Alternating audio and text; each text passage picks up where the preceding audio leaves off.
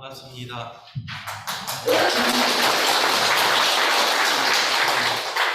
나이가 다들 저보다는 많으신 것 같습니다.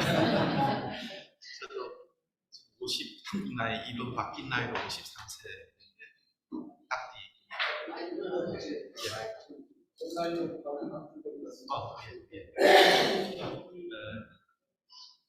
저희가 강의를 부탁받고 좀 쉽게 해달라고 요청받았는데 제가 곰곰이 생각해보니 준비한 것이 어려울 수도 있겠다라는 생각이 듭니다.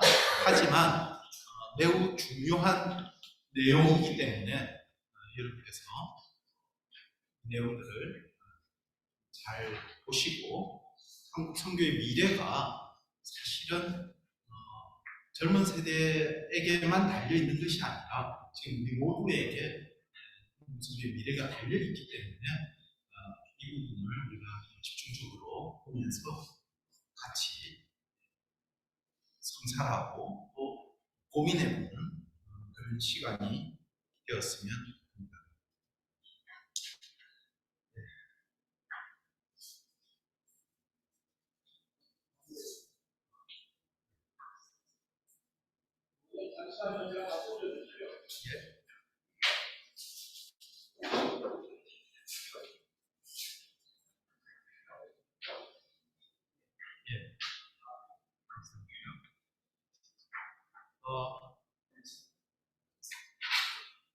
세계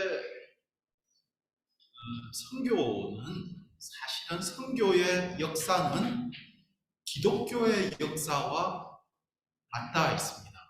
그렇다면 우리가 선교를 바라볼 때에 예수님 시대의 선교로 되돌아갈 필요도 있고 성경 가운데에서도 하나님께서 어떻게 선교를 하셨는지 봐야 될 필요가 있습니다. 저희가 이 시간에 그런 내용을 다 보지는 않지만 현재 선교 역사 가운데에서 우리의 관점과 인식이 어떻게 바뀌었는지, 근데 이 바뀐 것은 그냥 바뀐 게 아니라 성찰을 통해서 전 세계 기독교 지도자와 선교 지도자들이 성찰하는 가운데 학술적으로나 또 선교 대회를 통해서도 여러 가지 논의하는 그런 사안들이기 때문에 제가 4가지 주제로 여러분에게 말씀을 드리고자 합니다. 첫 번째, 세계 선교의 변화 속에서도 한국 선교도 변하고 있는데 무엇보다도 세계 선교는 일방적 방식, 그러니까 하나의 방향이죠. 위에서 밑으로, 그렇죠? 쌍방향이 아니라 한 방향으로 이전에는 흘렀다는 것이죠. 그런데 지금은 선교 현장에 있는 교회, 그것을 토착교회라고 합니다. 또는 전문적으로 신생교회, 신생교회라고 표현을 합니다. 그 교회들과 그 교회를 중심으로 사역을 해야 된다. 그러니까 한국에서 선교사를 보낸 그 교회와 그 선교사 그리고 선교기관, 단체를 중심으로 해서 사역을 해왔던 것은 이전의 방식이고 지금은 선교 현장의 교회들 그리고 그곳에 있는 현지인들을 중심으로 하는 것이 맞다라는 것을 반성적으로 알고 있습니다. 그래야만이 파트너십, 그러니까 동반자가 될 수가 있다는 것이죠.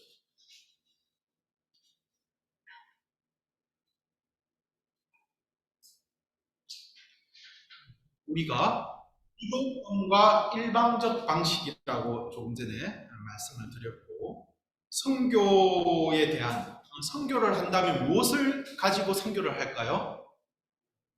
복음을 가지고 하지 않습니까? 복음에 대한 이해가 있는데 이 복음에 대한 이해가 좀 달라요.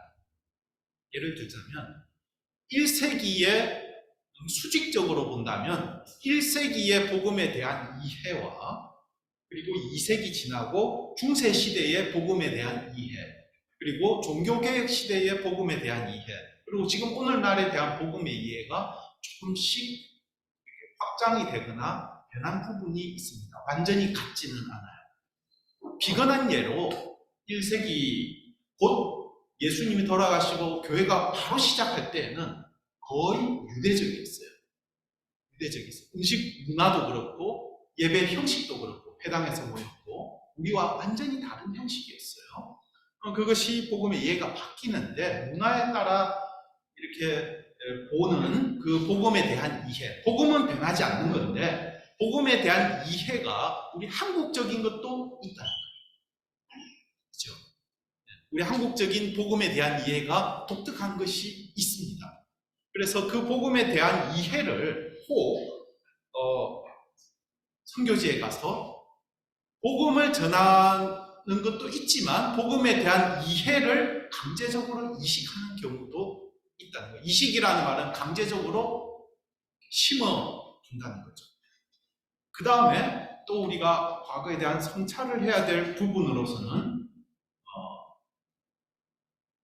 자기중심적인, 그러니까 내가 이 복음을 전하는 것이 하나님의 뜻대로 그리고 그 사람들이 필요한 선교지에 정말 필요한 대로 사역하는 게 아니라 내가 가진 게 이거고 내가 가진 경험이 이거고 내가 가진 노하우가 이거니까 너희들은 이것을 좀 배워야 돼 라는 방식으로 자기중심적으로 하면서 효율중심적으로 하는 것이 지금은 많이 바뀌고 있다는 것입니다.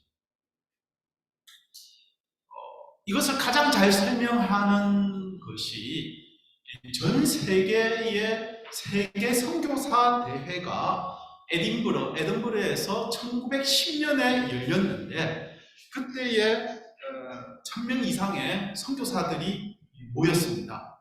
그때 10몇 명 정도는 비서구 국가, 그러니까 비선교지, 선교 현장의 나라들이었죠.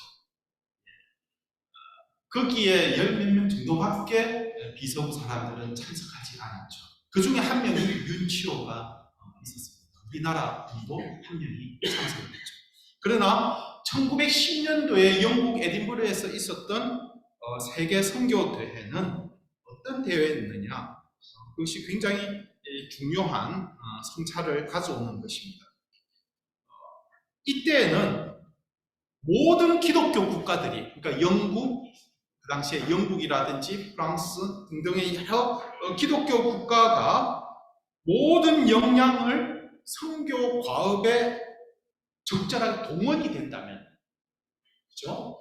자원들이 동원이 된다면 이 선교는 매우 놀라운 진보가 있을 것이다. 그런 희망을 강조하는 것으로 보였다는 거죠.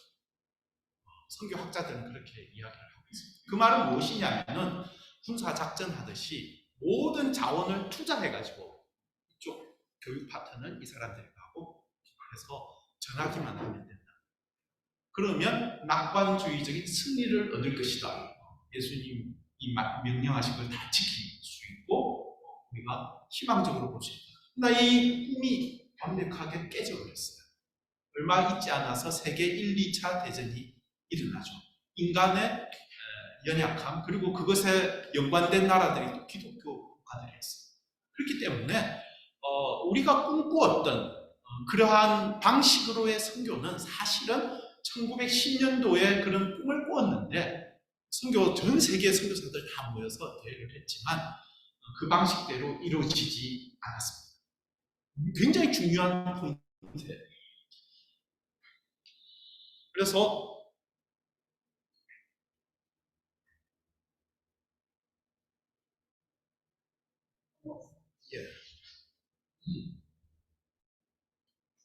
앞으로 한 칸 앞으로 말씀드리겠습니다. 1910년 세계 선교사 대회에서는 선교사 중심이었다. 다시 말해서 선교를 하는데 공급자만 있는 거예요. 그러니까 우리가 물건을 팔든지 이렇게 할 때 사실은 누구의 말이 제일 중요합니까? 소비자죠, 그죠? 그러니까 그곳에 있는 이거 표현이 좀 그렇죠. 그러니까 소비자라기보다는 이 공급을 받는 혜택을 받는 분들이 우리는 이게 필요합니다. 이게 있어야 되는데 그 사람들은 1215명의 참석자 중에서 19명이 서구 세계에서 갔어요. 그러니까 다들 누구였어요? 선교사. 전하는 사람들. 그러니까 우리 갑시다. 캠페인 하듯이 이렇게 했던 것이죠. 그런데 여기에 브라이언 스탠리라는 학자는 이렇게 책 제목을 최근에 달았어요. 에딘버러 선교 대회의 한 섹션에 뭐라고 달았나 하면은 신생교회, 그러니까 선교 현장의 교회의 목소리는 우리에게 친구를 달라, 이거였어요. 그러니까 친구라기보다는 오히려 뭔가 일방적으로 이렇게 주는 그런 관점이었죠. 따라서 그때 썼던 용어들을 이렇게 뽑아서 보면은 군사 작전을 하는 그런 용어였어요. 진격을 합시다. 진격합시다. 전쟁을 합시다. 전략을 어떻게 짜야 되는지. 행군 명령이라든지. 그러니까 뭔가 정치하는 그런 승리주의적이며 낙관주의적인 그런 관점을 가지고 있었죠. 이 낙관적인 분위기는 1차 세계대전으로 완벽하게 산산조각이 나타났습니다.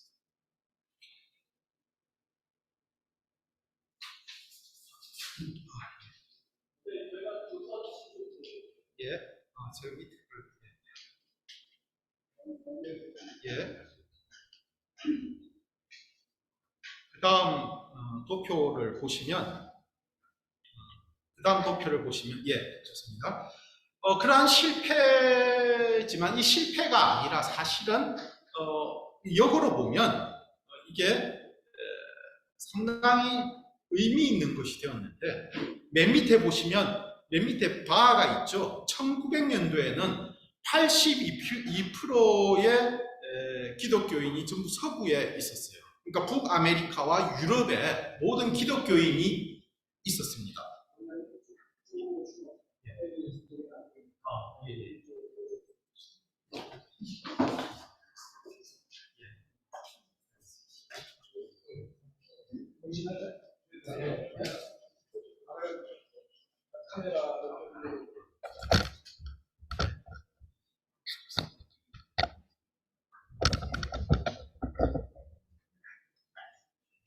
그런데 지금 2020년을 보니까 전 세계에 그 당시에 거의 참석자도 미비했고 기독교인이 작았던 비서구, 그러니까 아프리카, 남미, 아시아 사람들이 지금은 전 세계 기독교 인구의 67%를 차지하고 있습니다. 많이 바뀌었죠? 아직 두나 재정은 북쪽이 많이 있지만, 하지만 기독교 인구는 지금 이 상황인데 시간이 지나서 한 2, 30년이 지나면 어떻게 될까? 77% 정도. 10명 중에 7, 8명. 8명이, 거의 8명이 아시아나 아프리카나 남미 사람 기독교인이고, 2명이, 거의 2명 가까운 쪽이 서구 사람. 2, 30년이지. 그러니까 세계 기독교가 완전히 바뀌어버렸어요. 그때 썼던 방법이나 관점은 지금도 서구의 방법들을 우리가 많이 가지고 있죠. 그러나 서구 사람도 지금은 반성을 하고 있습니다. 다음 PPT를 보시면 이게 이제 밑에 짙은 파란색이 비서구, 짙은 파란색이 비서구 사람입니다. 여러분 보시면 예수님 시대 때 아시아 쪽에 다 기독교인이었어요. 그러다가 1500 중세 시대에 이쯤 되니까 거의 대부분이 서구 사람이 기독교인입니다. 근데 지금은 다시 돌아와서 2050년 정도 되면 77%가 기독교인은 비서구 사람으로 채워질 것이다. 이거는 거의 정설로 여겨지는 것입니다. 변화는 있을 수 있습니다. 하지만 대략 이렇게 전 세계 기독교 통계는 보고 있습니다. 다음 PPT를 보시면 뉴질랜드 마오리 쪽 출신이고 세계복음주의 연맹에서 활동하고 있는 제이 마텐가가 최근에 코로나 때 서신을 썼는데 선교의 미래는 토착인에게 있다. 그러니까 현지에 있는 현지인에게 있다. 굉장히 중요한 말이에요. 그러니까 선교의 미래는 우리가 전하는 자에게 달려있다 이렇게 생각할 수가 있어요. 하지만 그렇지 않다는 게 세계 역사를 통해서도 많이 증명이 됐어요. 그 다음에 다음 페이지를 보시면 굉장히 유명한 인도 선교사였고 현재 인도 선교사였고 성찰가 정말 성찰하는 실천가로 선교 신학자였던 레슬리 뉴비이 있습니다. 이분의 책은 웬만하면 다 읽으면 좋을 것입니다. 어떻게 보면 전체 우리 선교계를 이끌었던 아주 중요한 인물입니다. 우리는 이분 말은 선교하는 사람이 자신의 의제, 하나님이 나에게 소명을 주셨어. 그래서 나는 인도에 복음을 전하러 갈 거야. 그럼 나는 이것도 준비하고 저것도 준비하고 가서 그 사람들 앞에서 막 전하게 하는 거예요. 그게 우리의 방식이라면 이분은 이렇게 생각을 하고 있는 겁니다. 사실은 우리가 가서 그 현대 인도 힌두교인들에 대해서 전도를 하려면 그들의 관심사를 이해할 수 없다. 예를 들어서 내가 전하려는 대상이 정치에 관심이 많다. 그러면 그들의 정치에 대한 관심도 같이 가져가야 된다는 거죠. 이러한 접근 없이는 선교사는 사실은 어떻게 될 수 있냐면 자신의 목적을 성취하고 자신의 견해를 주입하기 위한 그러한 신봉자들을 만드는 단순한 개종을 요구하는 자처럼 간주될 수도 있다라고 이분은 삼위일체적 선교라는 책에서 우리가 본질적으로 하나님의 품성에 따라서 선교가 하나님의 삼위일체적 성을 가지고 있고 그것을 이해하지 못한다면 우리는 선교에 실패하게 될 거다라는 것을 경험을 통해서 살려주고 있습니다. 그 다음 페이지를 보시면 그 다음 하겠습니다.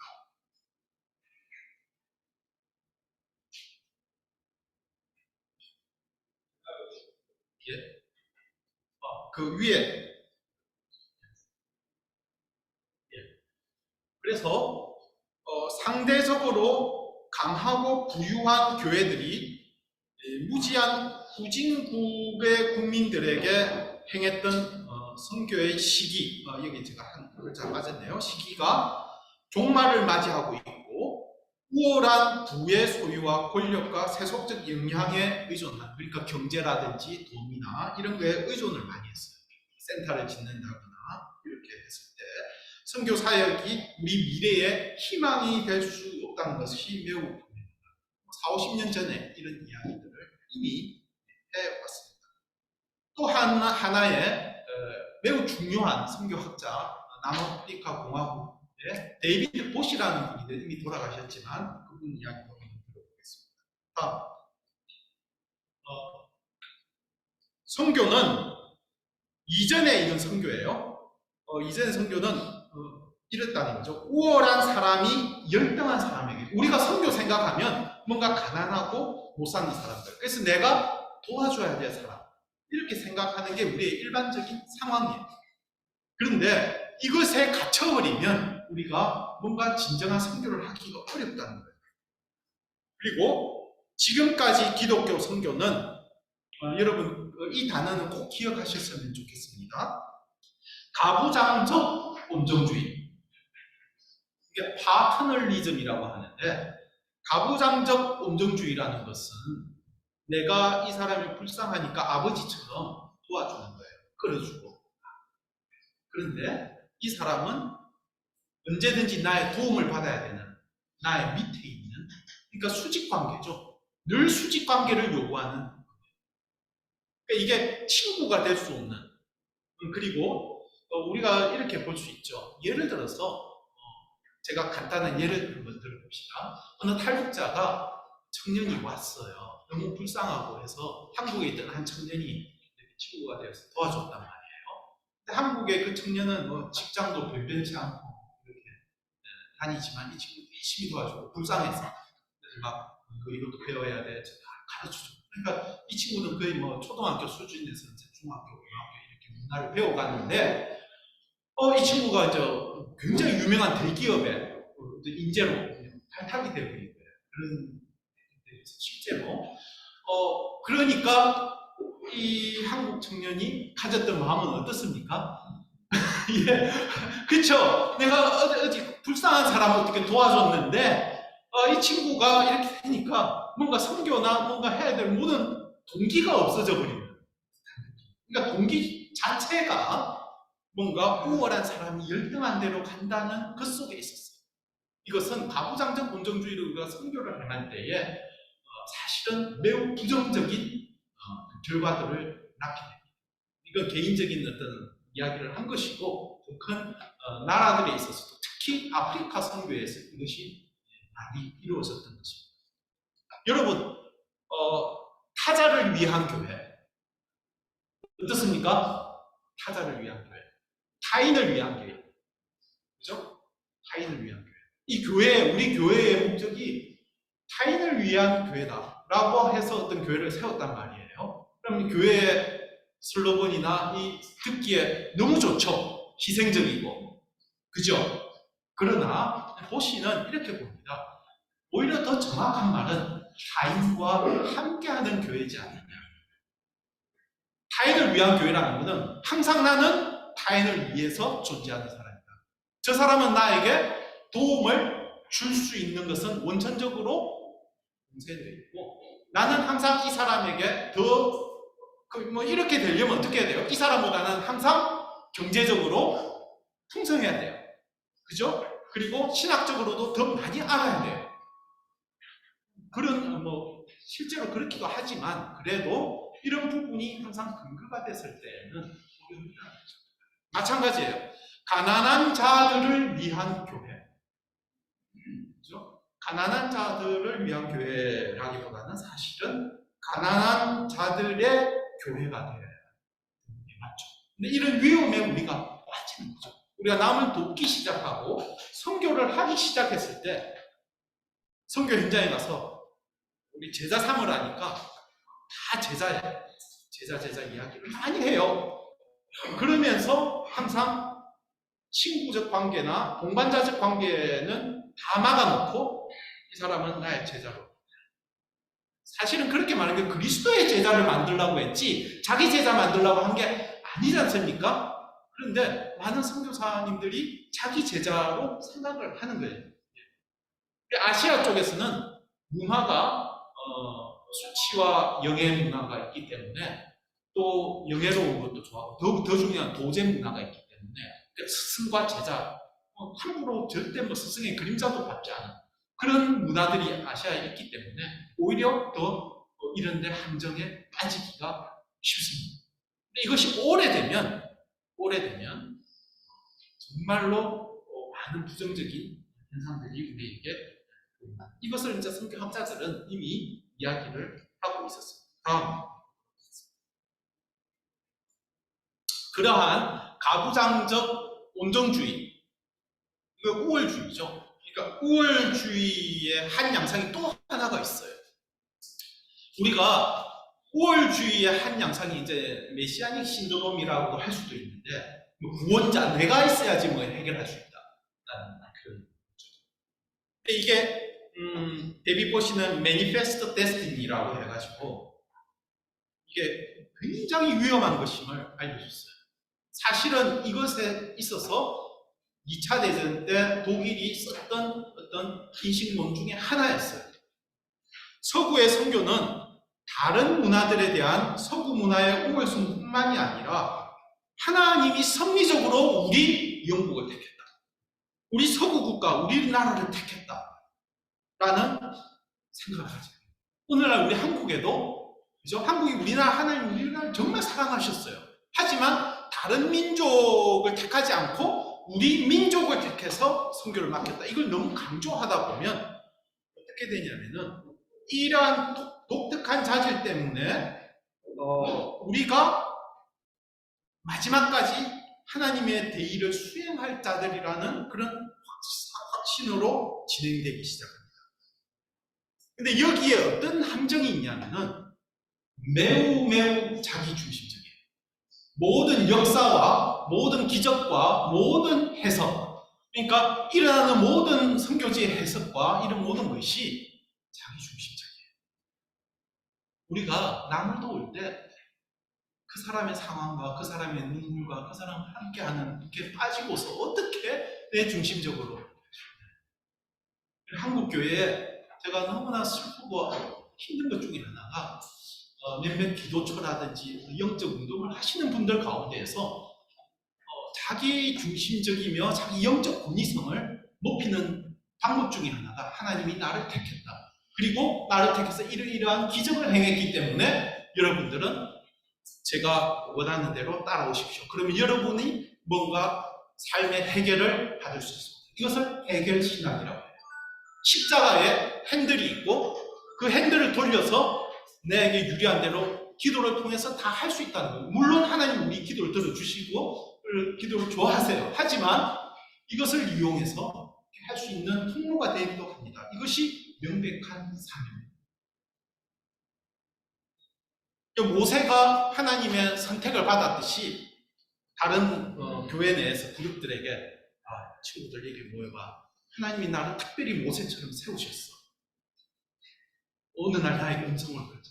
그럴 수도 있죠. 하지만 거기에 위험성이 다릅니다. 책임의식으로 이것은 열정을 불러일으켜요. 아주 큰 열정을 불러일으켜요. 나 아니면 할 수 있는 사람이 없기 때문에. 하지만 이것은 명백한 우월주의의 양상이며 절대로 성경적이지도 않다는 게 역사를 통해서 드러났습니다. 서구에서 이러한 생각들을 가졌던 나라들이 사실은 수많은 사람들을 이렇게 전쟁을 하는데 도움을 되기도 하고 부정적으로 그 결과가 나타났습니다. 그 다음 보도록 하겠습니다.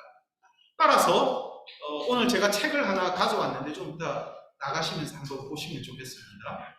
이 데이빗 보시는 정말로 저희 선교계에서 보게 되면 매우 중요한 분 한 분을 꼽으라면 이분이라고 할 수 있습니다. 이분이 뭐라고 했냐면 선교는 본질적으로 연약함 그리고 상하기 쉬운, 깨지기 쉬운, 잘 깨지기 쉽고 연약한 그 속에서 하나님이 이때까지 해오셨다.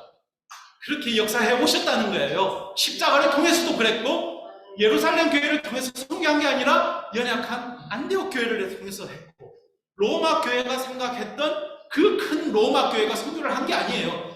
게르만족, 나중에 여기 야만족들이 침입을 하고 정말 우습게 보던 그 야만족들을 통해서 유럽으로 퍼져나갔고 전부 다 연약한 사람들을 통해서 중병부의 사람들을 통해서 사실은 선교가 퍼져나갔다. 네, 복음이 퍼져나갔다는 것입니다. 그래서 데이빗 보시가 이제 핀치라는 사람을 이제 인용을 했는데 사실은 여기 이제 이 빵에 관한 이야기는 다른 책에 있는 것입니다. 사실은 선교란 이런 거와 같다라고 이야기했죠. 거지가 우리가 모두 거지예요. 거지가 다른 거지에게 선교지에 있는 그 사람들에게 어디 가면 빵이 있더라 알려주는 거예요. 그죠? 그거 내 빵이 아니에요. 그런데 핀치는 이렇게 말해요. 빵을 발견한 것을 다른 거지에게 말하는 어떤 거지의 겸손한 활동의 선포로 보기보다 이전에는 이렇게 봤다는 거예요. 우리가 남은 것들 중에 내가 생활하는 것 중에 내가 남는 것이 있어서 이제 이거 하나님께 드려야 되겠다 해가지고 하다 보니까 거지에게 빵을 주는 부자들과 좀 더 유사한 어떤 입장에서 종종 선포되기를 했다는 겁니다. 그런데 그걸 받는 입장에서 당시에는 고마워하지만 이후에는 오히려 그 사람을 반대하는 경우가 많이 생겼습니다. 친구가 되지 못했을 때 10년, 20년 지났을 때는 사실은 오히려 선교사에 대해서 좋지 않게 평가하는 것들을 많이 합니다. 그래서 보시는 이렇게 말을 해주고 있습니다. 십자군에 참여하는 정신으로 선교를 행하는 것과 십자가에 못 박힌 정신으로 선교를 행하는 것의 차이가 나죠. 십자군에 참여하는 것은 전쟁을 하듯이 그렇게 또 우리가 우월하기 때문에 한다는 그런 거와 다르다는 거죠. 십자가에 못 박힌 아무것도 할 수 없는 연약한 가운데에서도 하나님이 일을 하십니다. 거기에 정말 지금 많은 성찰들로 인해서 지금 세계 기독교는 이 연약함 여기에 관심을 두기 시작했습니다.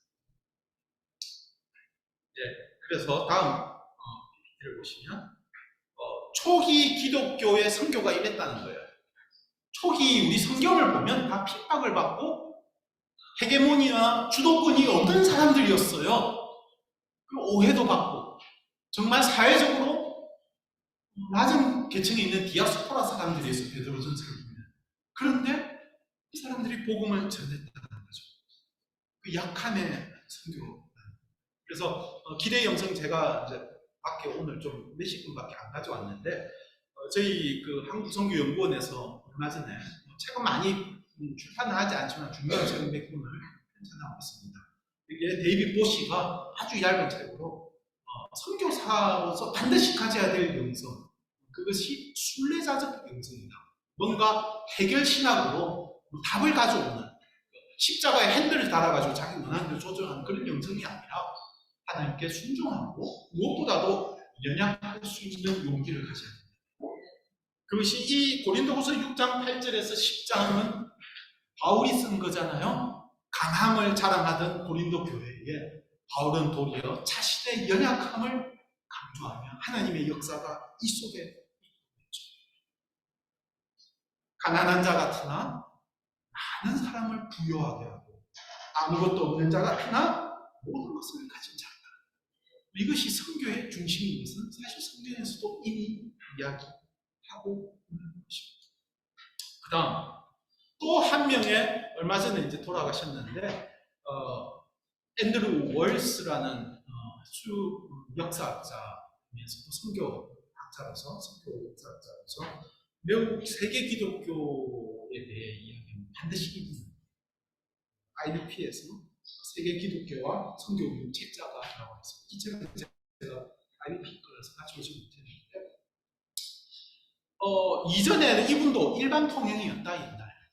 아마도 우리는 모든 수단을 강구해가지고 쌍방통행에 대해서 정말 노력을 해야 된다. 이건 그냥 되는 게 아니에요. 제가 조금 전에 쭉 강약을 이렇게 되짚어보면 사실은 우리가 그것이 잘못됐다는 걸 알고 있음에도 불구하고 우리가 선교지에 가면 그렇게 주변에서 선교사님들이 그렇게 하고 또 한국 교회에서도 그렇게 하기를 원하고 자연적으로 흘러갈 수밖에 없어요.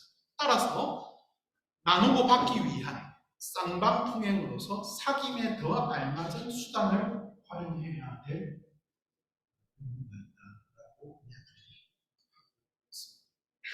이야기합니다. 이분은 그래서 그렇다면 그러면 선교지의 그 어린 신생교회가 신학적으로나 뭔가 복음에 대해서 잘 알지 못해요. 그런데 그분들에게 모든 키를 다 주는 게 맞느냐 아니냐 이런 것에 대한 두 가지 긴장 관계가 있다고 해요. 그것이 하나가 복음에 대한 토착화 원리예요. 이게 지역화죠. 그러니까 이 말은 그 선교 현장에 있는 분들을 그 문화를 존중해야 된다는 거죠.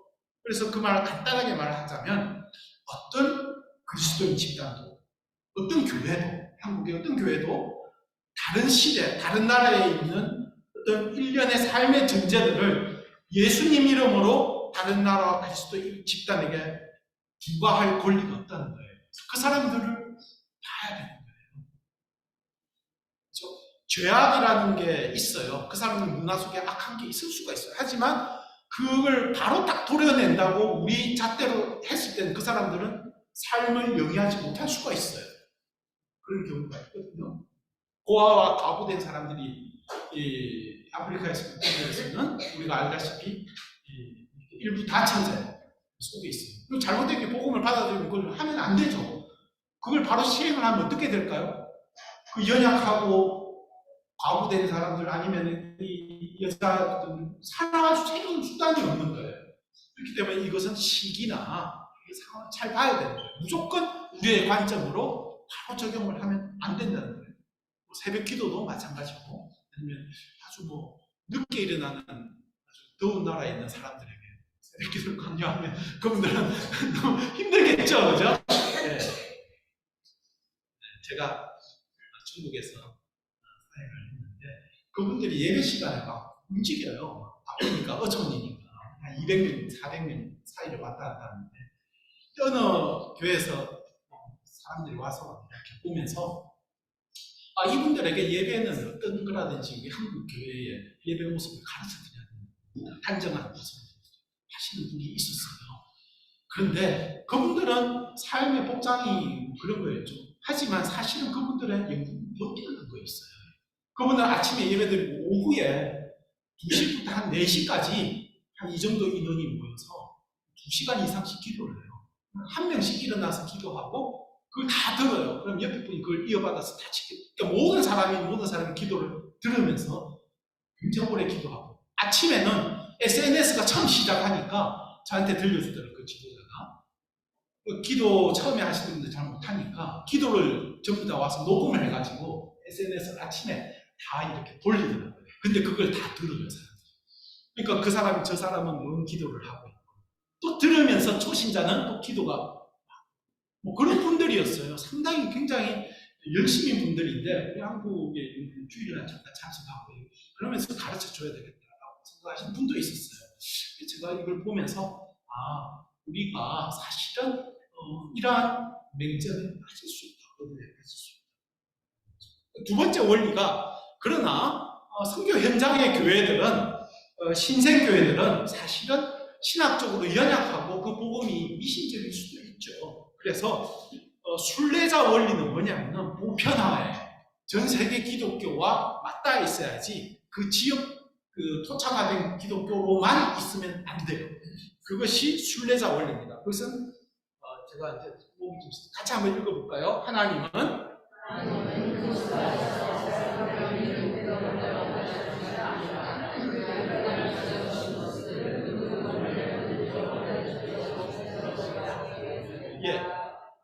그것이 뭐냐면은 바로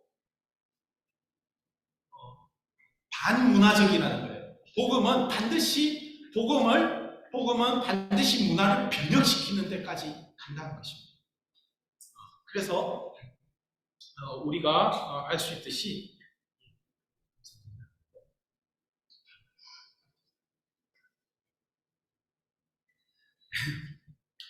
지역을 존중하고 우리의 것을 강요할 수 없어요. 하지만 어느 시점에 가면 또 하나님이 원하시는 형태로 할 수 있는 거죠. 제가 중국에 가면 항상 중국에도 종파도 많고 신앙의 전통들이 다르기 때문에 보면은 이분이 우리가 신뢰할 만한 사람인가 아닌가 하기 위해서 묻는 질문이 있어요. 선생님은 피를 먹는 것에 대해서 어떻게 생각하십니까? 그렇게 물어요. 제가 답하기가 쉽지 않더라고요. 왜냐하면 정확한 답을 하더라도 그 답을 하는 순간 그 다음 수업이 진행이 될 수가 없게 되기 때문입니다. 왜냐하면 그분들의 생각하는 방식이 있기 때문이죠.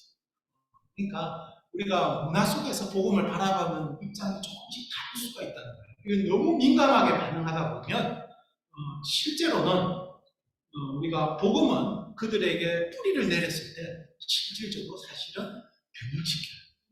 올바르게 변형을 시킨다는 거죠. 이 원리를 우리가 나중에 잘 알아야 되겠습니다. 너무 문화적인 문제를 잘못 끌고 가는 경우가 있을 수 있는데, 사실은 사도행전 15장에 예루살렘 공의회가 열리고, 그렇죠? 유대인 기독교인들이 헬라인 기독교인들하고 식사를 같이 안 하려고 해요. 그렇죠? 사실은 그들을 인정을 안 하려고 하는 것 중에 하나가 그분들이 이방인으로서 피도 있는 것도 먹고 음식도 우상한테 바친 것도 먹고 그러니까, 그러면서 그것도 믿음을 가지고 있고, 그래서 막 서로 이런 문제로 부딪혔어요. 부딪혔을 때 우리가 나온 결론이 사실은 율법적으로 결론을 내린 게 아니에요. 사실은 함께 식사할 수 있는 최소한의 약속을 만든 것이에요. 예, 피째 먹지 말고 목매달아 죽는 거 먹지 않으면 유대인들이 그런 너희들하고 같이 식사할 수 없다는 거예요. 그러니까 그것은 뭐냐면은 우리가 뭔가 문제를 발견했을 때 실제적인 그 율법의 원리도 봐야 되지만 어떻게 변하고 우리에게 맞는지도 봐야 돼요. 제가 간단한 예제를 드릴게요. 처음에 안식일을 지키라고 했을 때 하나님이 왜 지키라고 하셨죠? 출애굽할 때에 십계명 처음 나올 때에 내가 천지를 창조하고 쉬었다라고 하잖아요. 그런데 5경 뒤에 출애굽기 뒤에 나올 때 이렇게 말해요. 똑같은 말을 해요. 안식일을 지키라. 그런데 이유가 달라요. 이렇게 또 확장이 돼요. 내가 너희를 출애굽할 때 종되었던 애국에서 너희를 건져내었기 때문에 너희 집에 있는 종들을 시켜라. 이날 시계가 그 기억하라는 거예요. 내가 너희를 종되었던 너희를 내가 구해내었다는 걸 기억하라는 거예요. 안식일을 기억하라는 게 아니라 그때는 종되었던 너희를 불러낸 걸 기억하고 너희 집에 있는 종이나 남종이나 여종이나 쉬게 하라는 거였어요. 이런 게 많아요. 그러니까 우리가 율법적으로 뭔가를 이렇게 접근하다가 보면 사실은 성경에도 맞지도 않고 어떻게 보면 그 정신을 얻어갈 수가 있는 거죠. 그래서 이런 토착화 원리나 보편화 원리는 우리가 정말 긴장 관계에 있지만 그것을 잘 대부분의 많은 선교사님들은 토착화의 원리보다는 이 보편화 원리에 강조점을 너무 많이 두고 바로 교정을 하려고 하다 보니까 사실은 어려움을 많이 당산하게 되고 실제로는 우리의 복음에 대한 이해를 강제로 이식하게 되는 경우가 많이 있다는 것입니다. 예, 이거 제가 하나만 하고 그래서 쉬는 시간을 좀 가지도록 하겠습니다. 혹 여러분 질문 사항이 있으면 시작 전에 이렇게 써서 우리 진행자나 총무님에게 주시면 제가 받아서 쉬는 시간 후에 다시 시작할 때 대답드리도록 하겠습니다. 그러면 우리 한국 교회는 어떻게 좀 성찰을 해야 되느냐? 선교의 변화 속에서 일방적인 방식에서 토착교회 중심과 동반자 중심으로 바뀌어야 된다.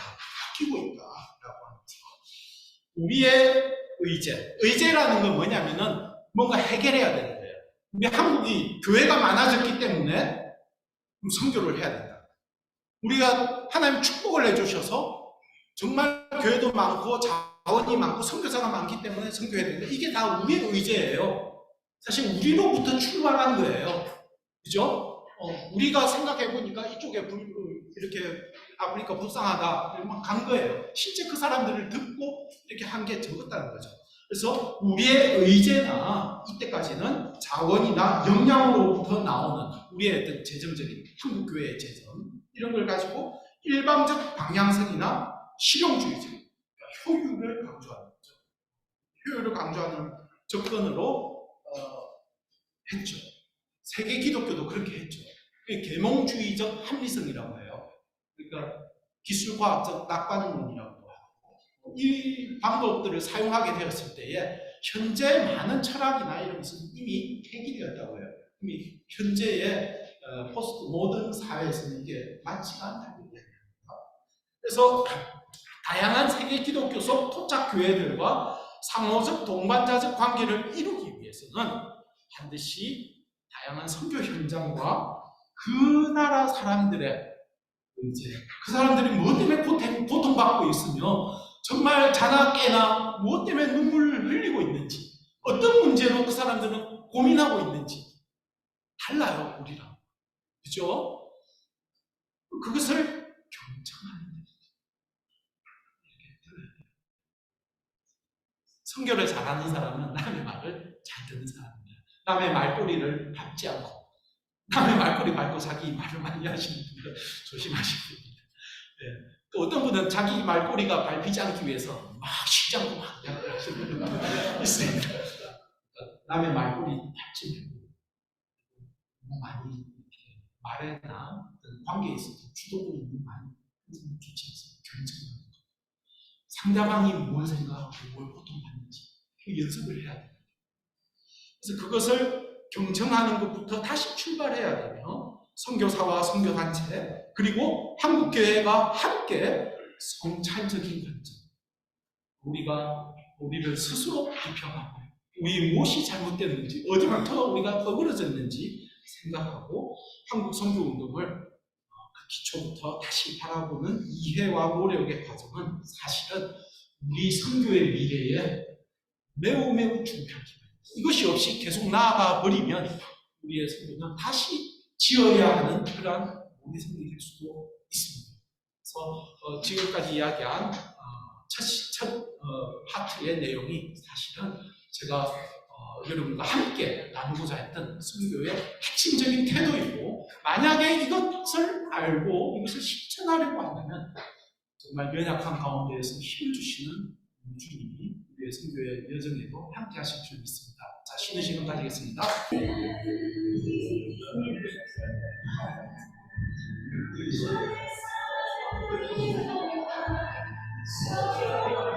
이해가 좀 될 겁니다.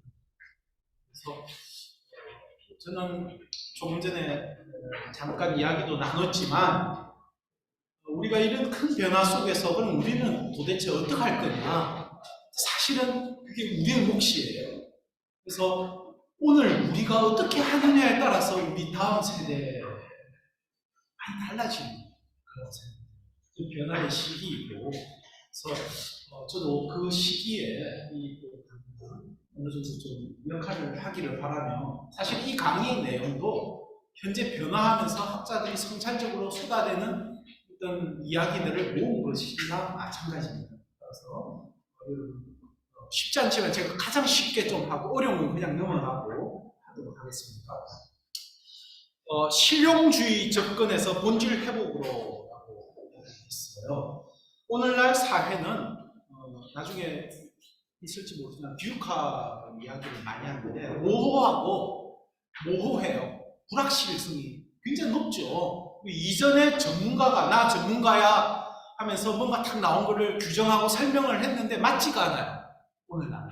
그래서 이것을 보고 도널드 쉐인이라는 교육학자는 이렇게 행동 가운데 우리가 성찰을 해야 된다. 행동 가운데. 그래서 성찰적 실천가. 전문가가 반드시 가져야 되는 태도가 성찰적 실천가. 이 책을 팔고 있습니다. 성찰적 실천가. 전문가의 조건 해가지고 한국어로 번역이 되어 있어요. 굉장히 교육학계에 영향을 많이 미친 책입니다. 이 내용은 성찰적 실천가는 존 듀이부터 나왔던 성찰적 생각이 어떻게 바뀌느냐 그렇게 나왔는데 핵심이 이거예요. 우리가 마이클 폴란이라는 사람이 이야기했는데 암묵적 지식이라고 했어요. 사람 얼굴을 이렇게 보면 설명을 못해요. 그러나 알아봐요.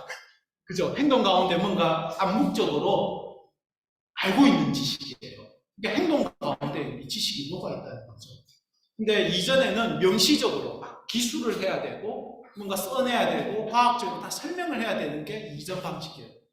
그런 것이 사실은 성찰에 있어서도 그냥 내가 어제 잘못했네 다시 잘해야지 이게 가장 낮은 단계의 성찰이라고 봐요. 그 다음에 좀 더 높은 단계의 성찰은 뭐로 보냐면 목표를 위해서 과정이 어떻게 했는지 되돌아보는 거예요. 그래서 효율, 기술과학적 방법이에요. 그러니까 가장 합리적인 방법이 이거인데 내가 이걸 못했구나. 근데 세 번째로 가장 높은 단계의 성찰을 뭐로 보냐면 비판적 성찰이라고 하는데 내가 가지고 있던 기존의 생각들 조금 전에 강의했듯이 우리가 이전에 선교에 대해서 이렇게 생각했는데 역사를 통해서 보니까 아니었구나. 이게 보는 게 비판적 성찰이에요. 비평적.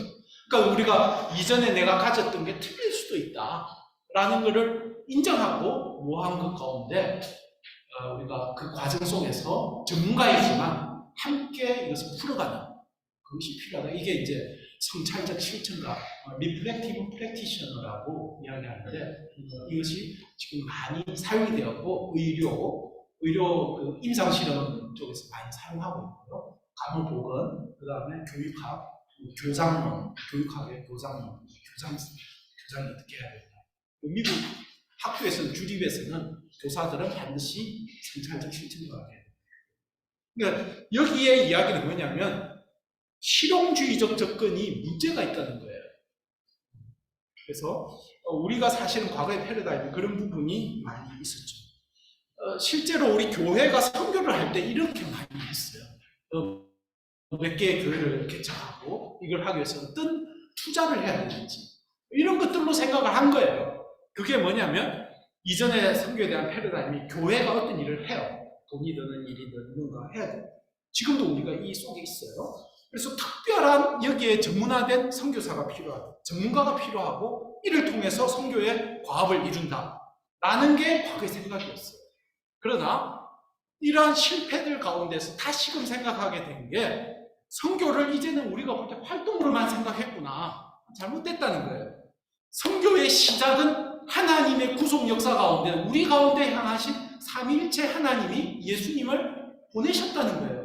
그리고 성령님이 그 일을 지금도 이어가신다는 거고 우리 교회는 그 일에 또 세상에 보냄을 받았다는 거죠. 그러니까 교회 자체가 선교적이라는 걸 잊어버렸다는 거예요. 그러니까 선교사만 가서 선교하라 이렇게. 그러니까 선교학 본질은 우리가 하나님을 닮은 사람으로. 제가 조금 심각한 이야기일 수도 있지만 저는 이걸 굉장히 믿고 있습니다. 우리의 하나님은 지금 신약시대의 우리 하나님은 하나님이 예수 그리스도를 앞에 뒀어요. 그 신으로서 이야기해요. 그러니까 하나님과 우리가 언약을 맺은 게 출애굽기 19장에 있죠. 5절 6절에 보면 너 말이 내 말을 잘 듣고 내 언약을 지키면 너는 거룩한 나라, 제사장 나라, 거룩한 백성이 될 것이다 했잖아요. 그게 왜 그럴까요? 하나님의 속성이 여호와 하나님의 속성이 거룩하신 분이에요. 그죠? 그래 닮아야 돼요. 그게 사명이에요. 베드로전서 2장에 보시면 우리가 닮아야 될 게 이렇게 되어 있어요. 예수 그리스도를 닮아요. 예수 그리스도와 새롭게 언약을 우리가 맺은 것은 거룩한 하나님의 속성도 있지만 예수님이 했던 그 십자가에서 했던 그 연약한 성교. 그러니까 아름다운 고난 가운데 아름다운 선을 행하셨다. 그 아름다운 덕을 우리가 전파하는 것이 우리의 새로운 사명으로 있습니다. 다시 말해서 우리는 왕이신 하나님 여기 자정하여 주옵소서 할 때 그 하나님이 어떤 하나님이냐?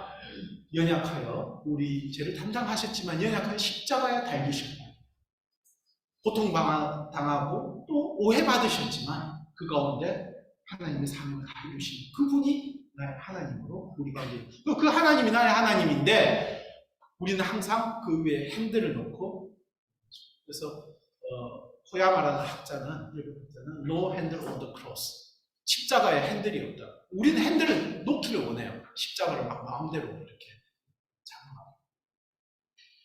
그래서 우리가 활동 중심으로 이해할 때 이런 어려움이 있다는 것입니다. 이것을 심각하게 이야기하신 분이 레슬리 뉴비긴인데 뉴비긴은 밑에만 읽겠습니다. 이전에 우리가 가졌던 생각이 요컨대 선교 사역을 승인하긴 했으나 교회 자체가 선교적이라는 걸 잊어버렸어요. 그러다 보니까 영국 교회들이 선교적이라는 세상에 파송된 선교사라는 걸 잊어버리니까 그 선교적 삶을 잃어버리니까 영국 교회가 인도에서 돌아가 보니까 거의 뭐 영국이 선교지가 되어버렸다는 거예요. 오히려 더. 그죠? 그러니까 선교지를 구분했던 거죠. 우월한 곳에서 연약한 곳으로 가야 된다. 그게 아니라 하나님이 이 교회를 하셨을 때에 이 교회는 본질적으로 하나님의 삼위일체적 속성, 그러니까 삼위일체적 속성은 항상 우리에게 투사를 하셔야 돼요. 그 구속 역사를 보내시고 예수님을 보내시고 예수님은 또 다른 보혜사 성령님을 보내시고 첫 번째 보혜사는 예수님이 또 다른 보혜사를 보내시죠. 성령. 따라서 우리가 세상에 파견된 교회 자체가 그렇다는 인식을 가지는 것이 중요합니다. 그래서 우리가 너무 활동 중심적으로만 이것이 선교다라고 규정했을 때 문제가 있다는 거죠. 이게 세계 기독교와 선교 운동 이 역사, 기독교 역사를 잘 설명하고 있는데 밑에 우리가 보면 위에 보면 선교를 교회의 본질로 보는 성숙한 자세로 나가야 된다라고 이야기하고 있습니다. 이것은 앤드루 월스 글을 다 읽고 해플 트리니티의 저희 크림의 현대 선교 편집인으로 섬기는 박형진 교수님이 요약해서 매우 중요한 말입니다. 시간이 많이 허락이 되어 있지 않기 때문에 세 번째로 그래서 본질적인 변화가 있어야 된다는 거예요. 우리가 활동을 선교로 생각하는 것보다도 하나님이 우리에게 하셨던 걸 그 삼위일체적인 그 속성을 우리가 본받아야 된다. 알아야 된다. 그 다음에 지속성과 성숙의 문제에 대해서 나눠보도록 하겠습니다. 저희 한국선교연구원이 선교사 수를 매년 발표하는데 작년 말에 22,204명이었습니다. 그런데 실제로 여러분 보시면 이제는 거의 변화가 없어요. 그리고 조금 이따 보시겠지만 젊은 연령층도 계속 들어와요. 하지만 인구 연령 비율에 있어서는 고령화가 굉장히 심각하게 되고 있다는 것입니다. 다음 보시면 장기 선교사 연령 분포를 보면 아주 옛날에는 한 50%가 넘었어요. 30대 이하가. 지금은 10%가 안 돼, 8%가 안 됩니다. 이런 굉장히 연령적으로도 걱정이 되는 그런 연령 분포를 가지고 있고, 선교사 전체의 평균 연령을 한번 내보니까 53.1세, 제 나이.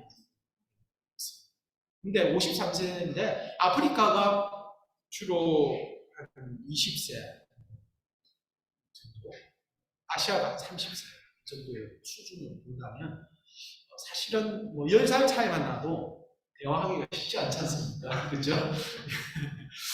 그랬는데 사실은 선교할 수 있는 대상에 대한 제한이 걸려 있어요. 아주 젊은이들한테는 할 수는 있지만 제한적으로 할 수 있습니다. 그래서 좀 걱정이 되는 부분이기도 합니다. 고령화의 문제인데 고령화가 되었다고 선교를 못하는 게 아니에요. 매우 잘할 수 있어요. 하지만 제약사항을 반드시 알고 있어야 돼요. 이것을 알고 또 선교를 할 수 있는 실버 선교사로 할 수 있는 부분이 중요합니다. 건강 활동 및 지역이 제한이 됩니다. 여러분 물 문제가 굉장히 중요한데요. 선교지 가서 야시장에 가서 이렇게 막 물을 함부로 먹으면 안 됩니다.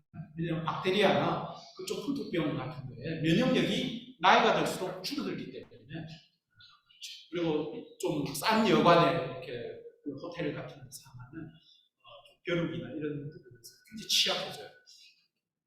그리고 은퇴 또 건강 때문에 이제 약 같은 문제도 있죠. 그리고 은퇴에 따른 재발 문제인데 여러분들은 또 새롭게 일을 하시기 때문에 이 부분은 또 있는 것으로 알 수 있습니다. 문제는 선교 역할에 있어서 새로운 세대로 흐름이 좀 잘 돼야 되는데 잘 되지 않는 거죠. 그 다음에 각 세대의 관점이 반영되기가 어려워요. 왜냐하면은 젊은 세대를 위해서 선교 정책을 하면 문제가 뭐가 생기냐면 젊은 세대를 중심으로 정책을 짜야 돼요. 근데 문제는 10명 중에 한두 명이 젊은 세대예요. 그러면 대부분의 숫자는 고령화된 분들이 사역을 하고 있어요. 그러면 그 정책이 현 시점에 있어서 나이 드신 분들한테 어려움을 닥칠 수 있는 거죠. 또 나이 드신 분들에게 또 맞추자니 미래에 대한 대비가 안 됩니다. 상당히 이 고령화라는 것은 문제를 여러 개로 낳게 되고 있습니다. 이런 가운데 사실은 제가 들고 나온 것은 뭐 인구를 어떻게 해결하자 이런 것이 아니라 우리가 어떤 일을 하든지 제가 잠시 후에 메시지를 간단히 할 건데 몇 가지 이제 묵상을 나눌 건데 가장 중요한 건 성숙함. 한 명이라도 몇 명이라도 성숙한 선교사 사역을 할 경우에는 한 나라가 변하고 전 세계가 변할 수 있는 귀중한 물꼬가 된다는 것이죠. 그래서 이러한 부분에 있어서는 서로 상호 책무가 있다. 여러분 지금 선교 단체에 포함되어 있으면 서로 이렇게 책무를 져야 된다는 거죠. 그러니까 그리고 그쪽에 있는 선교 현장에 있는 그 사람들도 함께 책무를 져야 된다. 이거는 저희 한국선교연구원에서 2015년도에 16년도에 한국 선교가 지속 가능하려면 뭘 가장 신경 써야 되느냐? 한국 선교가 계속 이렇게 줄어들고 있고 이런 가운데 고령화되는 가운데 뭘 제일 신경 써야 되느냐 했을 때 사실은 40%가 그 당시에 선교사들이나 단체에서 이렇게 말을 했습니다. 선교사 자질의 현장. 사실 처음에 이야기했던 것도 우리의 태도였어요. 선교 현장을 바라보는 어떤 우리의 태도들. 그래서 이 태도가 매우 중요하고 자질이 중요하다. 선교 성숙을 위해서 그러면 상호 책무가 필요한데 이제 mutual accountability라고 합니다. 내가 어떤 사업을 할 경우에 실제로 선교 현장에 있는 그 선교 현장에 있는 교단 아니면 그 교회 그리고 우리 선교 단체 그리고 선교사 사실은 서로 조금씩 책무를 져야 돼요. 책임을 져야 됩니다. 한 사람에게만 책임을 지고 이걸 뭔가 진행을 하다가 보면 나중에 뭔가 잘못되었을 때에 서로 발뺌하거나 아니면 한 선교사도 상당히 상처를 받을 수가 있고 또 선교지도 상처를 받을 수가 있어요. 그래서 어떤 일을 하건 간에 뭔가 계획을 잡을 때에 본부에 문의를 해야 되고 또 이것을 선교 현장의 교회들, 현지의 소리를 들어야 되는 것입니다. 그것을 가리켜서 핵심 관계자라고 해요. 스테이크홀더. 그와 관련된 있는 사람들을 제가 간단히 이야기를 드리겠습니다. 저희 아이들도 고등학교 때 이제 선교사님들 다니는 학교에 있었는데 그 서양 분들이 이런 이야기를 했었어요. 그 서양 분들이 학교에 있는 현지인 선생님들 거의 투명인간 취급을 하는데 책임이나 역할을 거의 주지를 않는 거예요.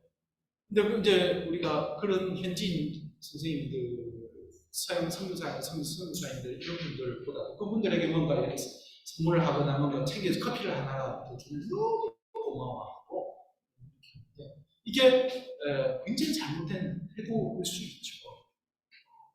뭔가 학교를 세우거나 뭔가 사업을 하거나 아니면 뭔가 일을 할 때에 그 현지인을 사실은 그 목소리를 듣고 시스템을 그 주도권이 목소리가 반영되게 설계를 해야 되는데 아직까지도 많은 또 서양의 서구의 선교사님들 중에 이런 것을 하시는 분을 봤어요.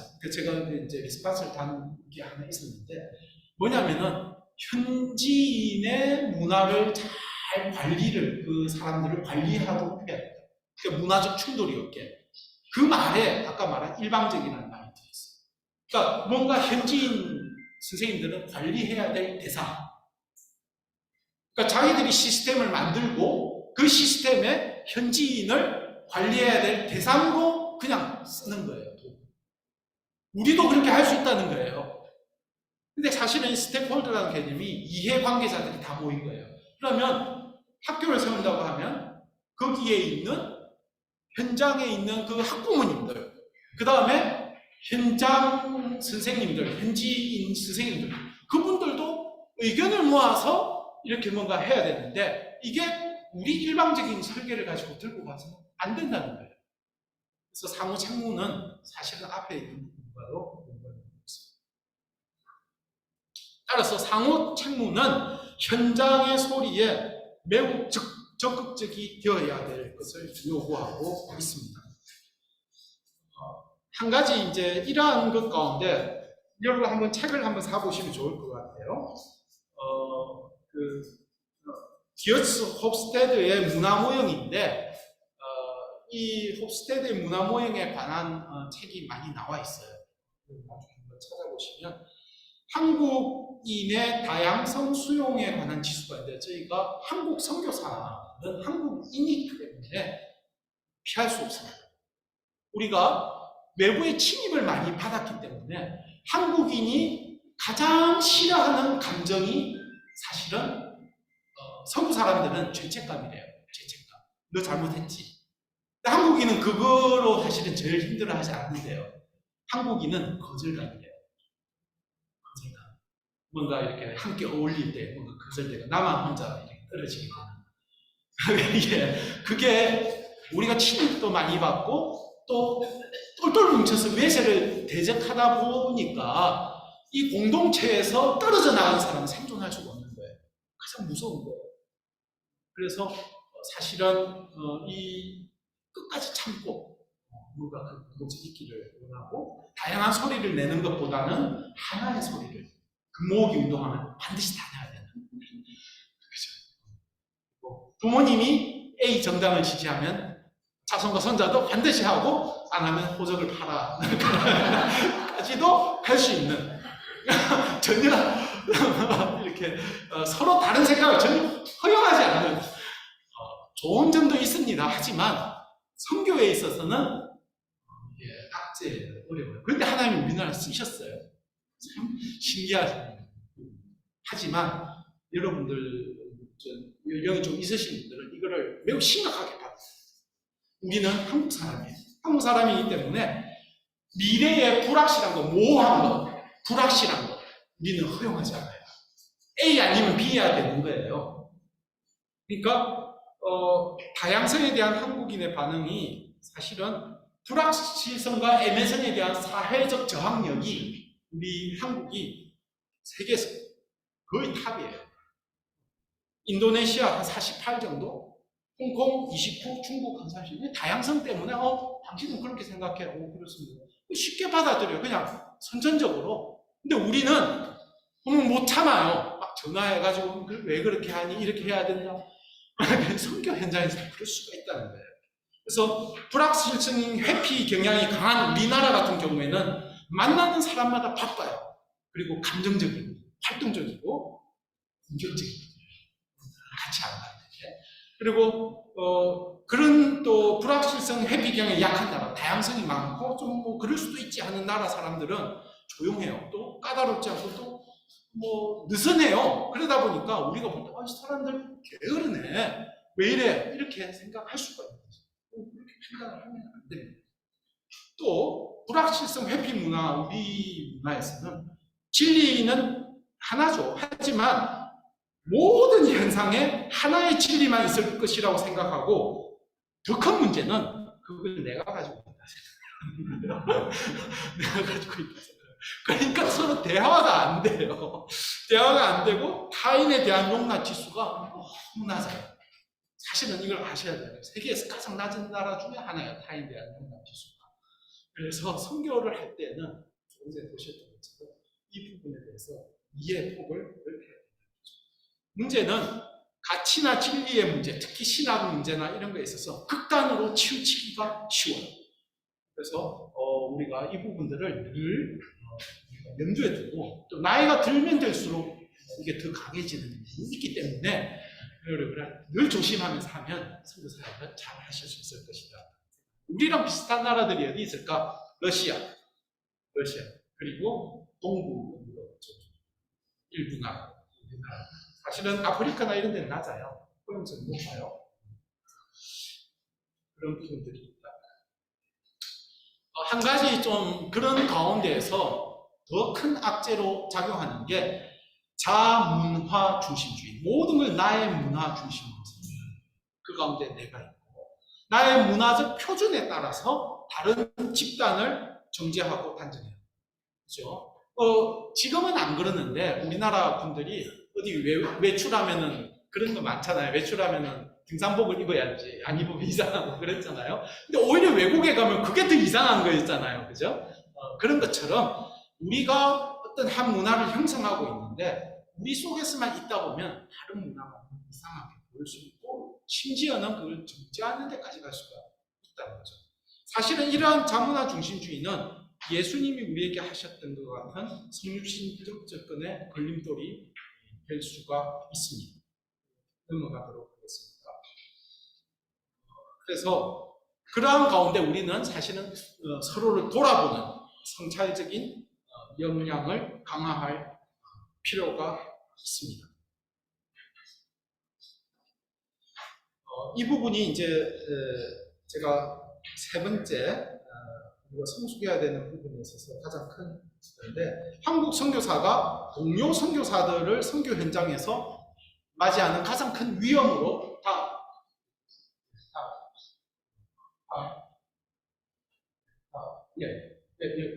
도표를 보겠습니다.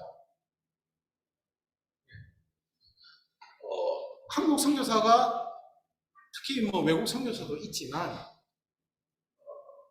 가장 큰 위기가 사실 함께 사역하는 것이 가장 큰 위기로 동료 선교사 위험이에요.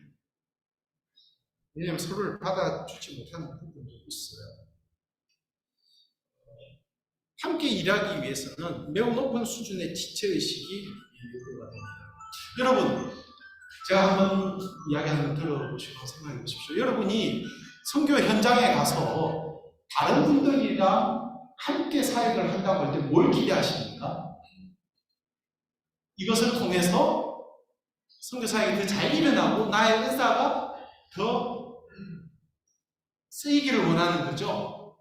내가 이걸 잘하니까 나는 이걸 하고 당신 이걸 잘하니까 이걸 해서 시너지를 얻기를 원하기 때문에 같이 함께 뭔가 팀을 이뤄서 사역을 하게 되지 않습니까? 그런데 성경적 원리는 사실은 더 큰 것을 우리가 바라보고, 이것을 바라볼 때 조금 전에 말한 은사가 뭔가 더 발휘되기만을 바랄 때 어떤 문제가 생기는지 잘 보여주고 있습니다.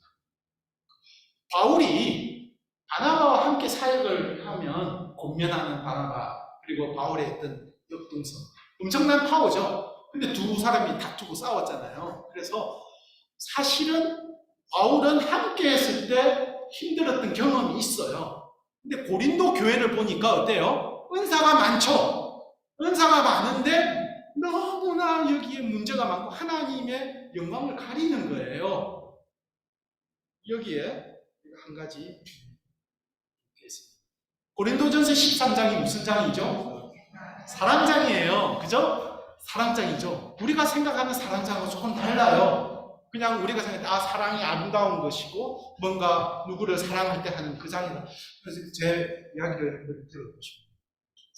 12장, 14장, 12장 지체의식, 14장 은사, 이걸 고려한다면 13장은 일반적으로 생각할 수 있는 개인적인 사랑의 속성이 아니라는 거예요. 다시 말해서 공동체 13장은 사실은 교회 공동체나 팀, 우리가 함께하는 공동체를 세우는 덕목으로서의 사랑이라고 볼 수 있어요. 공동체를 세우는 덕목으로서의 사랑이에요. 그래서 우리가 사실은 교회 안에서 나의 은사가 드러내는 걸 너무 좋아하시는 분들이 있어요. 충분히 드러내고 자기 지식과 믿음이 정말 뛰어나다는 걸 증명하기 원하는 사람들이 있어요. 13장 1절을 어떻게 해요? 내가 정말로 산을 옮길 만한 믿음이 있다 할지라도 내가 내 자신을 불사르게 내어주어서 내 몸을 던져서 남을 구제한다고 할지라도 이런 경우가 많아요. 스스로를 희생하여서 남을 구제하는 엄청난 거죠. 그리고 믿음이 정말 뛰어나요. 산을 옮길 만한. 그런데 이게 내가 내 자신의 은사를 드러내고 내가 이러한 사람이야. 나는 정말 너희들을 위해서 내 몸을 전부 던져서 해줄 수 있어. 내가 어떤 사람인지 여러분이 알아주기를 바래라고 하는 마음에서 하는 은사라고 한다면 그 울리는 꽹과리라고 하는 거예요. 공동체를 세울 수가 없다는 거예요. 그러니까 공동체를 세우고 지체들을 사랑하는 마음에서 하는 것보다는 자신의 어떠함을 나타내기 위한 것이라면 주님의 공동체는 아무 쓸모가 없다는 것을 이야기하고 있습니다. 근데 우리 생각하는 사랑이 아니라 공동체를 세우는. 그래서 고린도전서 13장의 사랑의 속성에는 특별히 인내가 필요해요. 교만하지 말아야 돼요. 뭐 우리 둘이 사랑하고 하는데 교만이 왜 필요하겠습니까? 공동체를 세우는 덕목이기 때문에 자기 은사를 드러내면서 교만하면 안 된다는 거예요. 남에게 무례히 행하면 안 되는 거예요. 내가 영적 은사가 있다고 해서 남에게 무례하게 행하는 것이 정말 오늘날 기독교가 잘못 또 인식되는 부분이기도 한데, 공동체를 세울 때 무례하지 않습니다. 왜냐하면 공동체를 세우기 때문이죠. 자기의 유익을 굳지 않는, 이게 이 사람의 덕목은 공동체를 세우는 덕목이라는 거죠. 따라서 이것이 얼마나 고귀한지 바울은 뼛속 깊이 느끼기 때문에, 여러분 선교 현장에서 고린도전서 13장을 열심히 한번 읽어보십시오. 지체의식을 가지고 실천하는 그러한 사람입니다. 내가 이 팀을 가지고 하니까 은사가 잘 안 되고 오히려 무시당하기도 하는데, 이거 빨리 깨야 돼. 그럼 효율을 위해서 이거 하지 말아야 돼. 이렇게 생각할 게 아니라는 거예요. 뭔가 하는 행동보다도 이 공동체를 세우는 하나님의 뜻이 더 크다는 것을 믿어야 된다는 것입니다. 그렇지 않고는 내가 형제를 미워하게 되고 참지도 못하게 되고 내 은사가 발휘가 안 되고 자기 은사만 자꾸 하니까 이렇게 되는 거죠. 그래서 바울은 그렇게 이야기합니다. 그러한 공동체를 세우는 것을 바라보는 사람은 모든 것을 참으며, 모든 것을 믿으며, 모든 것을 견디게 하고 바라는 그러한 능력이 있다는, 그리고 매우 귀중한 것임을 우리에게 알려주겠습니다. 근데 그렇게 하지 못하는 것을 어린아이와 같은 사람, 우리 선교지에서 이런 현상을 많이 봐요. 그래서 여러분들 정말로 내가 공동체, 나의 사역보다 더 중요하다는 걸 인식하시는 것이 중요할 것입니다.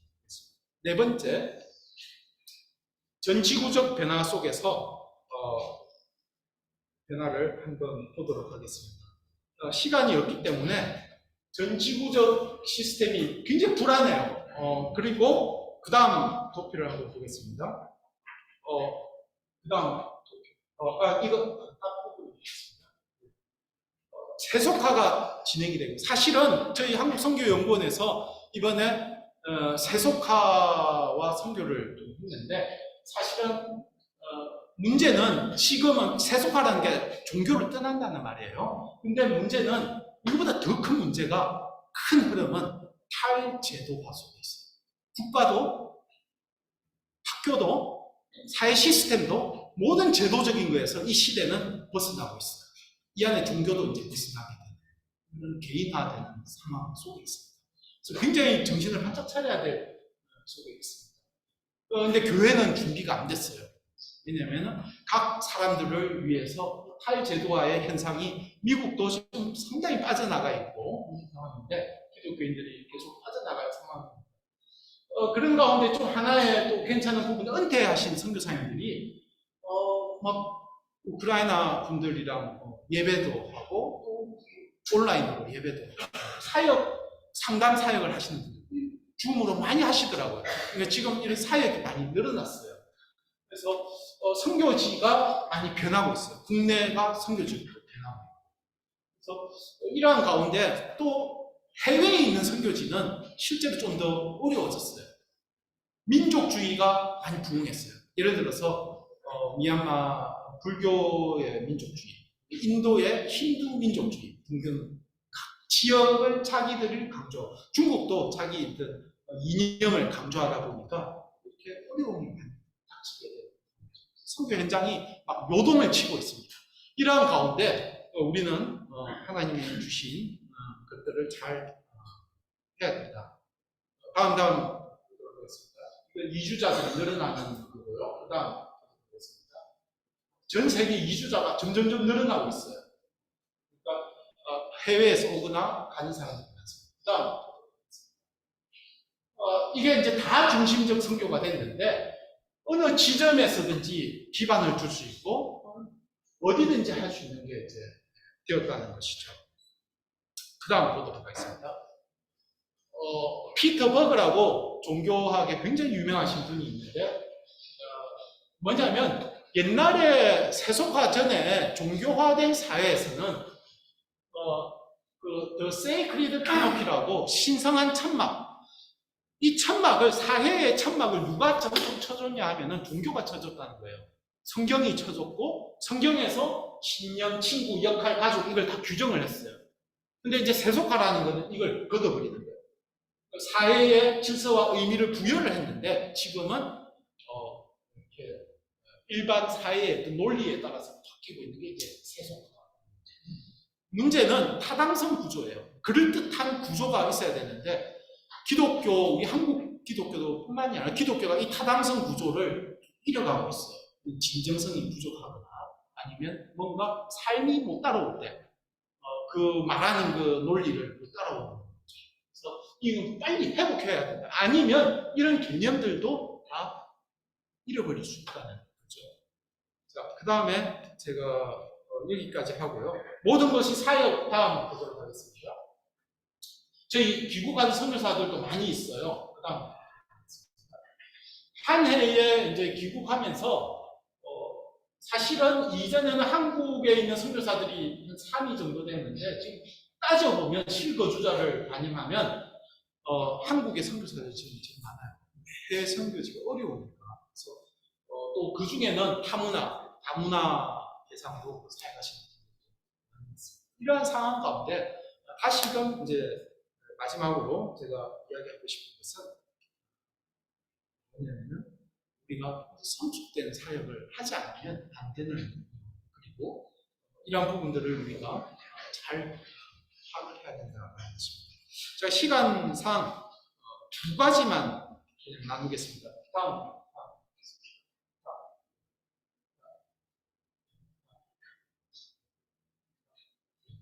누가 세대를 잇게 할 것인가? 이 주제가 성경에서도 제가 한 5분, 한 10분 정도 좀 써도 될까요? 사실은 저는 이 부분에서 너무 중요한 룻기를 통한 묵상인데 실제 이 제목은 70인역 이후에 룻기라고 이름을 지었지만 사실은 이 제목은 룻기라고 지으면 안 되고 나오미죠. 나오미를 추적하고 있어요. 이 늙은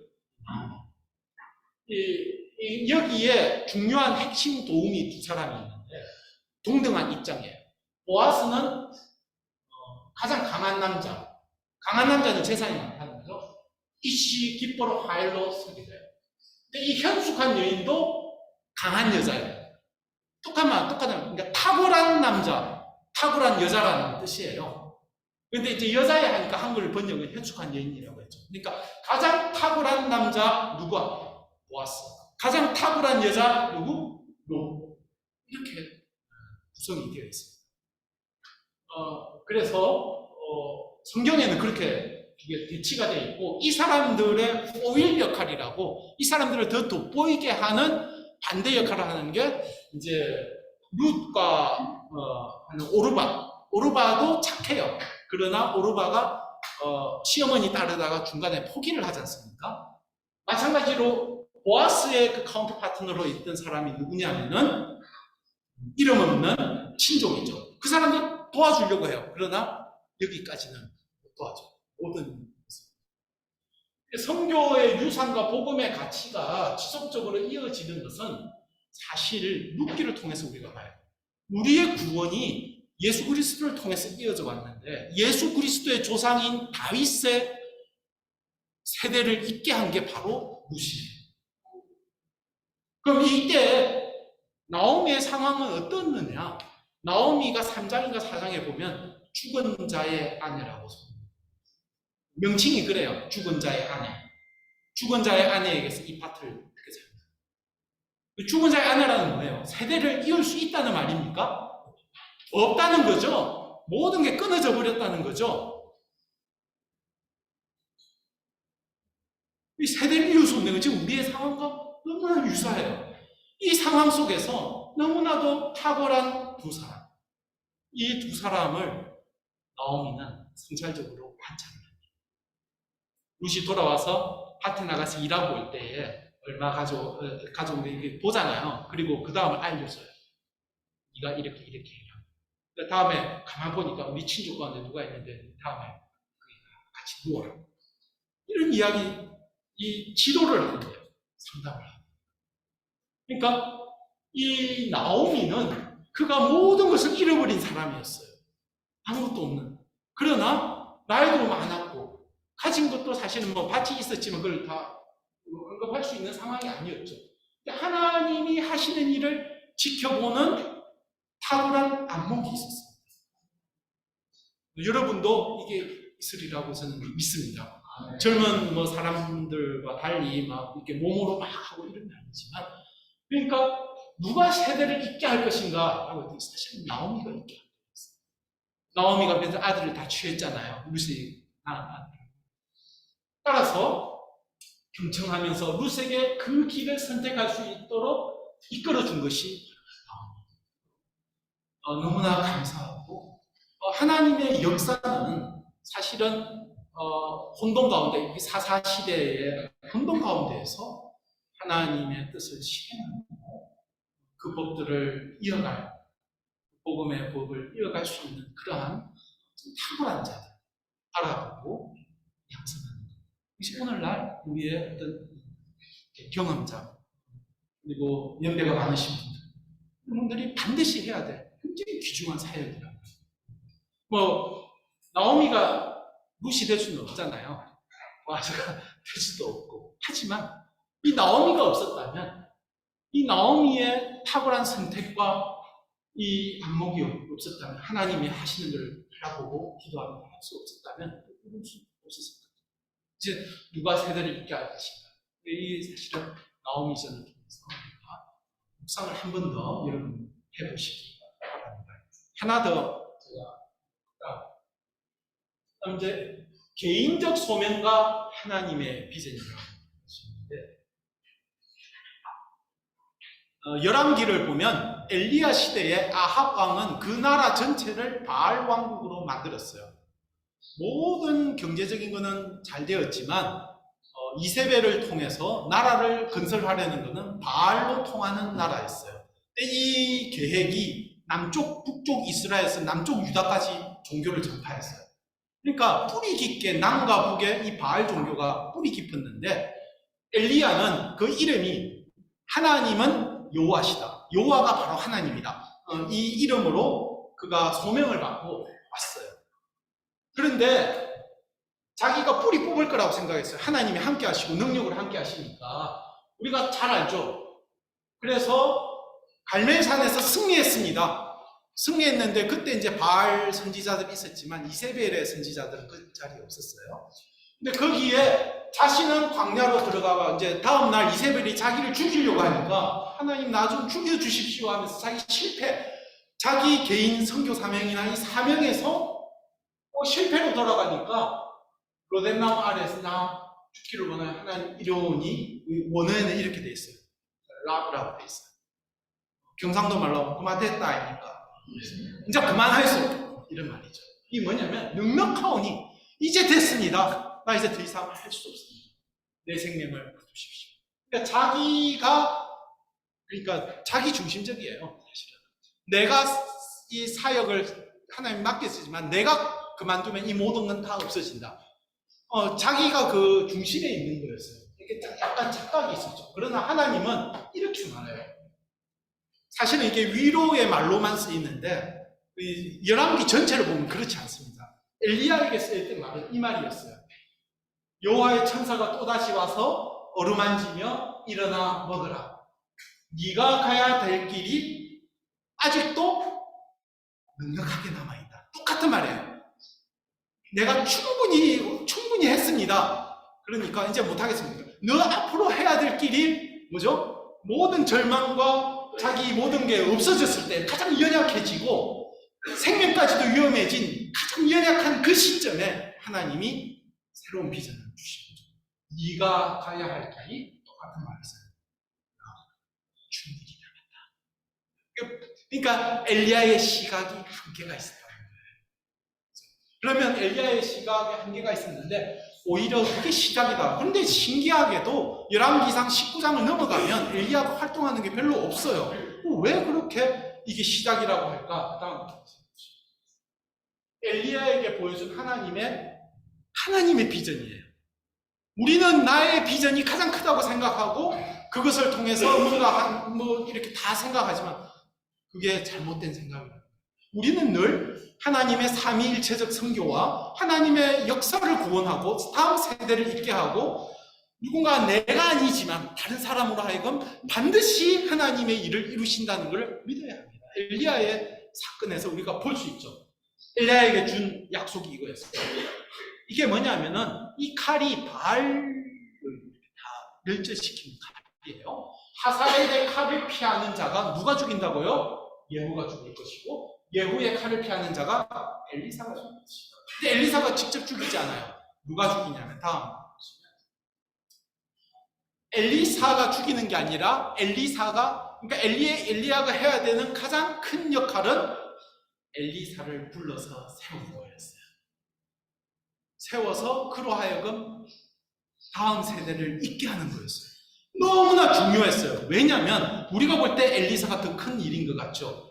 엘리야가 더 큰 일인 것 같죠. 더 큰 선지자 같죠. 사실은 성경의 기록은 아니에요. 엘리사가 훨씬 더 큰 기록이었고, 엘리사가 기름 부어서 세운 예후라는 왕이 모든 바알을 왕족을 다 쳐서 멸해요.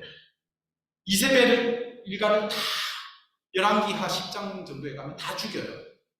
뿐만 아니라 유다 왕국에서 아르나로 온 왕자들까지, 바알 섬기던 그 왕자들까지 다 죽여요. 그러니까 완전히 바알 신앙을 모두 삼중의 심판을 하게 되는 여호와의 비전을 보여줘요. 그러니까 하나님이 엘리야가 할 수 있는 게 있고 엘리야가 할 수 없는 것을 엘리사를 세움으로 인해서 이루셨다는 거죠. 하나님의 역사는 반드시 이루어져요. 전세계 구원의 역사는. 그러나 우리는 지금 현재 죽은 것 같고 약한 것 같고, 그렇지만 꼭 나를 통해서 이런 이 생각에 빠져 있다면 괜찮다는 거예요. 나오미의 관찰을 통해서, 엘리야의 관찰을 통해서 알 수 있습니다. 엘리야의 역할은 우리가 보시다시피 이런 거였어요. 엘리야 역할이 주로 심판이었어요. 갈멜산에서 불이 내리고, 갈멜산이 있죠. 심판의 이미지였지만, 이래서 엘리야의 선언으로 해서 물이 모두 말라버려요. 불이죠. 그래서 그 재단을 태워버려요. 근데 산에서 왕의 신하들이 올 때 산에서 불을 내려가지고 왕의 신하들도 죽여요. 열왕기하 1, 2장에 가면. 그리고 맨 마지막에 엘리야는 불말과 불수레로 이렇게 승천하는 장면을 보여주죠. 그러니까 일생이 거의 불과 연관이 돼 있어요. 심판과. 그런데 엘리사로 가면서 이 서사 구조가 완벽하게 바뀌어요. 산이 주로 호렙산과 갈멜산이 엘리야의 무대였는데, 이 엘리사는 주로 강이 무대였어요. 강이 무대였고, 하나님의 비전을 이룰 때에 여리고의 물을 가득 차게 하고 여리고의 저주를 오게 하는 걸 되돌려요. 그러니까 물을 이용해가 모압 사람을 물리치고, 요단강의 물을 통해서 나아만 있죠. 왕의 신하를 깨끗하게 하잖아요. 요단강 물로 깨끗하게 낫게 하고, 요단강의 물에서 도끼가 떠오르게 하고, 국 속에 들어있는 물 속에 들어있는 독을 없애서 사람들에게 먹게 해요. 문제는 모든 저주나 심판에 대한 것을 이 엘리사의 사역을 회복의 사역을 했다. 실제로 우리가 예수님이 선지적 사역을 하셨는데 제자들을 부르는 방식, 그죠? 제자들이 이렇게 부르잖아요. 그게 이제 엘리사와 관련이 있어요. 그리고 오병이어도 엘리사가 제자들에게 음식을 나눠주는 것과 관련이 있어요. 심지어 예수님이 무덤에서 십자가에서 돌아가셨을 때 무덤에서 사람들이 일어났다고 하잖아요. 엘리사가 죽고 난 다음에 엘리사 무덤에 시체를 던졌더니만 사람들이 걸어 나왔다고 해요. 그러니까 실제로 엘리야의 기적과 그 앞에 있는 모세의 기적을 예수님이 다 하셨지만 가장 근접하게 많이 이렇게 선지자 전통에서 했던 그 기적은 엘리사의 기적이었어요. 그래서 이러한 하나님의 비전을 엘리사가 이루었어요. 여기서 우리가 생각해야 될 것이 있습니다. 우리가 꼭 나의 시대의 엘리야처럼 이렇게 다 할 수 있는 것이 아닙니다. 무엇보다도 우리의 다음 시대에, 그리고 누구를 통해서든지 그 사람을 세우는 일에 정말로 참 하나님의 뜻이 있음을 믿고 할 필요가 있다.